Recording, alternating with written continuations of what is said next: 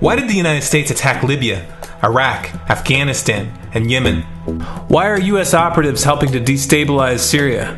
And why is the United States government so intent on taking down Iran, in spite of the fact that Iran has not attacked any country since 1798? And what's next?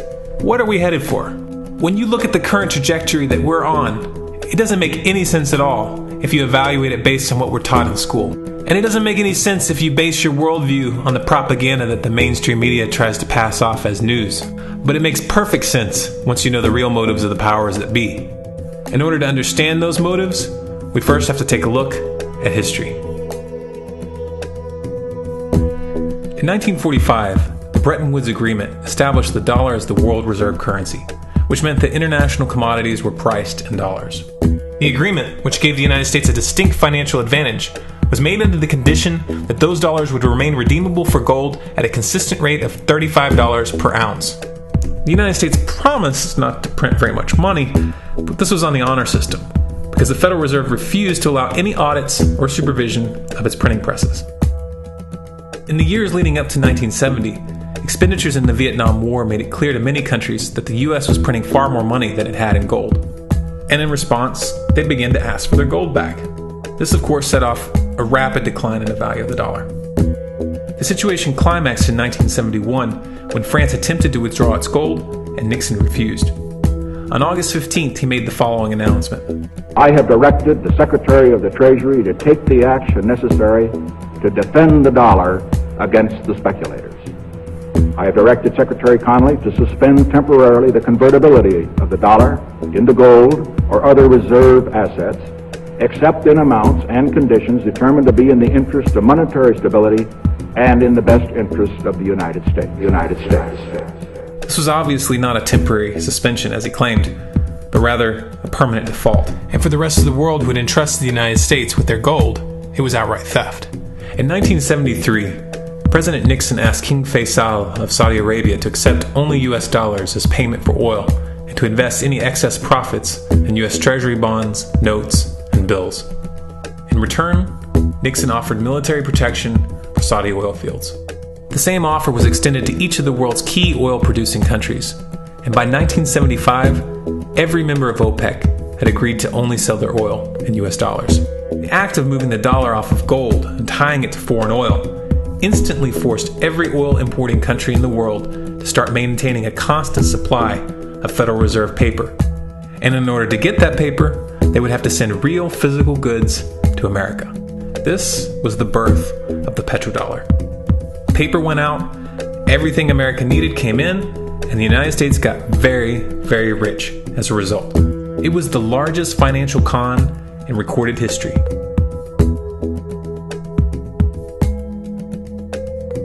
The arms race of the Cold War was a game of poker. Military expenditures were the chips, and the U.S. had an endless supply of chips. With the petrodollar under its belt, it was able to raise the stakes higher and higher, outspending every other country on the planet, until eventually U.S. military expenditures surpassed that of all other nations in the world combined. The Soviet Union never had a chance. The collapse of the communist bloc in 1991 removed the last counterbalance to American military might. The United States was now an undisputed superpower with no rival. Many hoped that this would mark the beginning of a new era of peace and stability. Unfortunately, there were those in high places who had other ideas. Within that same year, the U.S. invaded Iraq in the first Gulf War. And after crushing the Iraqi military and destroying their infrastructure, including water purification plants and hospitals, crippling sanctions were imposed which prevented that infrastructure from being rebuilt. These sanctions, which were initiated by Bush Sr. and sustained throughout the entire Clinton administration, lasted for over a decade and were estimated to have killed over 500,000 children. The Clinton administration was fully aware of these figures. We have heard that 500,000 children have died. I mean, that's more children than died in Hiroshima. And you know, is the price worth it? I think this is a very hard choice, but we think the price is worth it. Miss Albright, what exactly was it that was worth killing 500,000 kids for? In In November of 2000, Iraq began selling its oil exclusively in euros. This was a direct attack on the dollar and on U.S. financial dominance, and it wasn't going to be tolerated.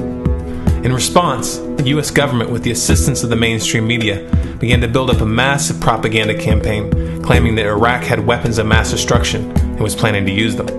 In 2003, the U.S. invaded, and once they had control of the country, oil sales were immediately switched back to dollars. This is particularly notable due to the fact that switching back to the dollar meant a 15 to 20% loss in revenue due to the euro's higher value. It doesn't make any sense at all unless you take the petrodollar into account.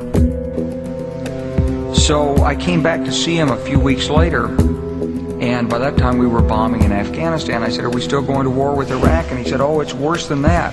He said, he reached over on his desk, he picked up a piece of paper, and he said, I just got this down from upstairs, meaning the Secretary of Defense's office today, and he said, "This is a memo that describes how we're going to take out 7 countries in 5 years, starting with Iraq, and then Syria, Lebanon, Libya, Somalia, Sudan, and finishing off Iran. Let's take a look at the events of the past decade and see if you see a pattern. In Libya, Gaddafi was in the process of organizing a bloc of African countries to create a gold-based currency called the dinar, which they intended to use to replace the dollar in that region. US and NATO forces helped destabilize and topple the Libyan government in 2011, and after taking control of the region, US armed rebels executed Gaddafi in cold blood and immediately set up the Libyan Central Bank. Iran has been actively campaigning to pull oil sales off of the dollar for some time now, and it has recently secured agreements to begin trading its oil in exchange for gold. In response, the US government, with mainstream media assistance, has been attempting to build international support for military strikes on the pretext of preventing Iran from building a nuclear weapon. In the meantime, they established sanctions which US officials openly admit are aimed at causing a collapse of the Iranian economy. Syria is Iran's closest ally, and they are bound by mutual defense agreements. The country is currently in the process of being destabilized with covert assistance from NATO, and though Russia and China have warned the United States not to get involved, the White House has made statements within the past month indicating that they are considering military intervention. It should be clear that military intervention in Syria and Iran isn't being considered. It's a foregone conclusion, just as it was in Iraq and Libya. The U.S. is actively working to create the context which gives them the diplomatic cover to do what they already have planned. The motive for these invasions and covert actions becomes clear when we look at them in their full context and connect the dots. Those who control the United States understand that even if a few countries begin to sell their oil in another currency, it will set off a chain reaction and the dollar will collapse. They understand that there is absolutely nothing else holding up the value of the dollar at this point, and so does the rest of the world. But rather than accepting the fact that the dollar is nearing the end of its lifespan, the powers that be have made a calculated gambit. They have decided to use the brute force of the US military to crush each and every resistant state in the Middle East and Africa. That in itself would be bad enough, but what you need to understand is that this is not going to end with Iran. China and Russia have stated publicly and on no uncertain terms that they will not tolerate an attack on Iran or Syria. Iran is one of their key allies, one of the last independent oil producers in the region, and they understand that if Iran falls, then they will have no way to escape the dollar without going to war. And yet the United States is pushing forward in spite of the warnings. What we are witnessing here is a trajectory that leads straight to the unthinkable. It's a trajectory that was mapped out years ago in full awareness of the human consequences. But who was it that put us on this course? What kind of psychopath is willing to intentionally set off a global conflict that will lead to millions of deaths just to protect the value of a paper currency? It obviously isn't the president. The decision to invade Libya, Syria, and Iran was made long before Obama had risen to the national spotlight. And yet, he's carrying out his duty just like the puppets that preceded him. So who is it that pulls the strings? Often the best answer to questions like this are found by asking another question. Qui bono? Who benefits? Obviously, those who have the power to print the dollar out of thin air have the most to lose if the dollar were to fall. And since 1913, that power has been held by the Federal Reserve.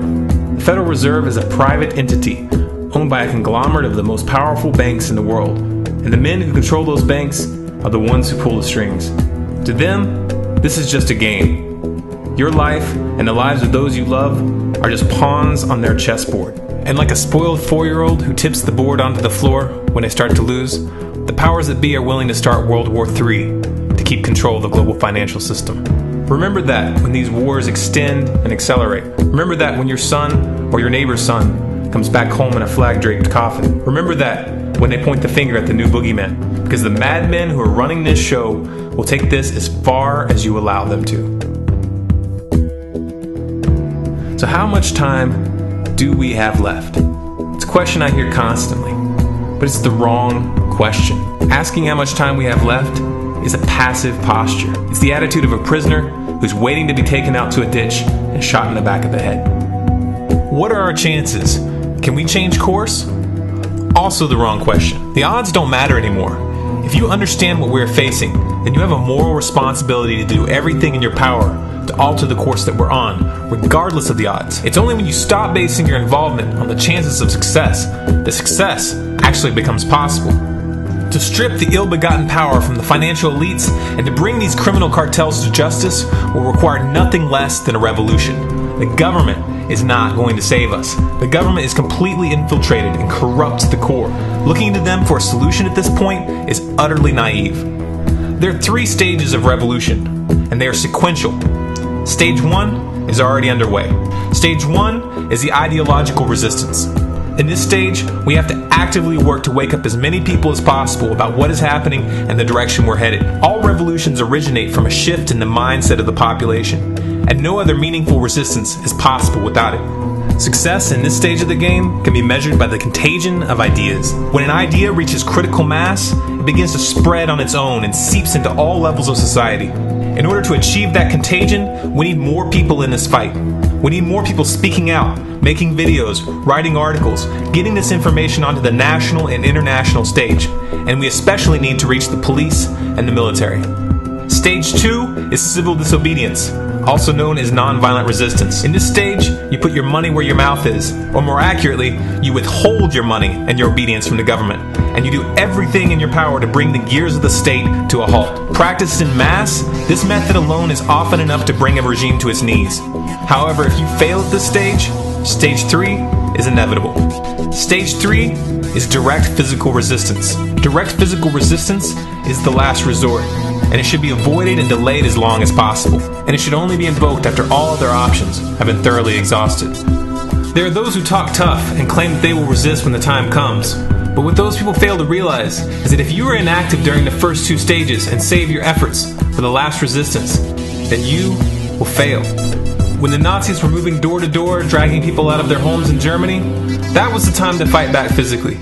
But due to the lack of ideological resistance and civil disobedience leading up to that moment, even an armed uprising would have likely failed at that point. An armed uprising can only succeed if the people have established an attitude of active resistance. And active resistance is only possible after their minds have broken free from the mainstream propaganda.